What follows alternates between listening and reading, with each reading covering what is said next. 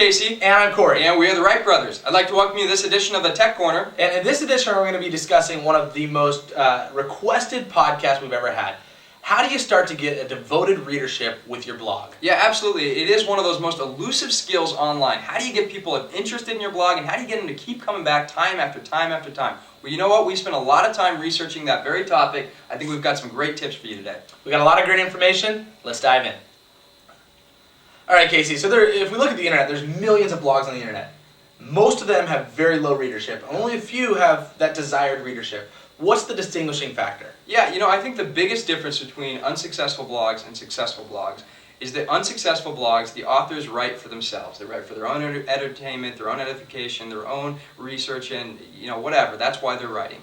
But the successful blogs, they are writing for their readers. And that's a really important distinction. And the way that it plays out in a blog is you can really tell this. You can tell when a blog author is writing for you, when they're trying to engage with you, when they're trying to answer the questions that their readers are asking them. And you can also tell when somebody's just kind of spouting off whatever's on the top of their head. There's a big difference between the two.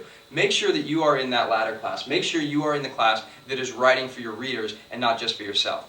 But it is important to say that just because you're writing for your readers doesn't mean it's not fun. Eventually, what becomes really fun about that is people get involved in it, and the readership becomes fun. As the readers go up, they become part of it, and it creates a community that becomes really interesting. So it's a little bit of a short-term investment. You have to kind of just gut it for the first couple months. But then, once people start getting in there, it becomes more fun than if you were just writing for yourself to begin with. It's a great tip.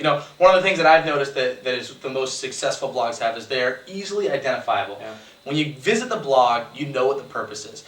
Sometimes you'll see those blogs where they've got a picture of a cat over here, and then they've got a funny political video over here, and you never really know what the purpose of the blog is. It's very unfocused.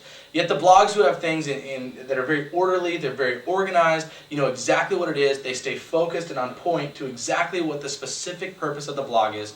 Those are the ones that I find myself bookmarking and returning to. The bounce rate tends to be very high, or tends to be very low on those ones, to where you continue to come back rather than just bouncing off. Yeah, and just to explain what you mean by bounce rate, but that's a technical term for people who show up to your blog and leave immediately within the first minute. So if somebody shows up to your blog and they're leaving immediately, that probably means that they got there, they tried to figure out what it was, they couldn't, and they left. So to cut down on the bounce rates, you're right. You want to have a focused blog, and this is so, so important. Remember, there are so many people out there with blogs that you can really go narrow. You can burrow down into a really sliver niche, and that's how you can do something really interesting. Absolutely. I think the final thing that we want to talk about that creating great blogs is that great blogs have great headlines. And this is such an important thing. I remember, our audience doesn't know this about me, but you do, that I started as a journalism major. And in journalism school, one of the first things they teach you is that you spend 50% of the time on the article and 50% of the time on the headline.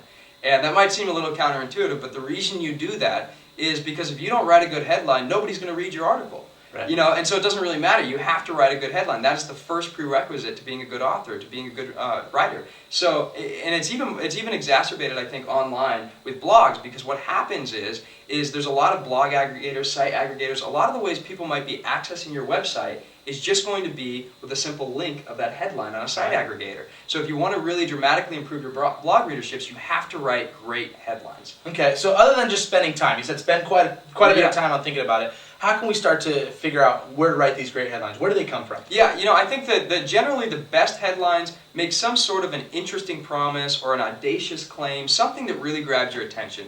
And I think the best place where you can get a really good look at this is evening news. I mean, they are absolutely experts at this. So, whenever they cut to a commercial, they give you three, just breathtaking headlines. It'll be something like, there's something in your kitchen that could be killing you right now. And, after the break, and then they'll cut to the next break, and it's, you could lose 20 pounds just by sitting on your couch. We'll show you how to do it, And it's all these amazing promises, all these audacious promises. And of course, once they tell the story, it's really not as interesting as the headline. But that's hardly the point. The point is, it got you to read it. And so on a blog, that's really a big part of it, is you got to get people there. You got to write great headlines. Look to evening news. Look to make audacious claims, big promises. Those are usually the best headlines, particularly in an online environment. Absolutely, and even when you're on a blog, the stories that you tend to read are the ones with the most interesting headlines. It's a very great point that you bring up.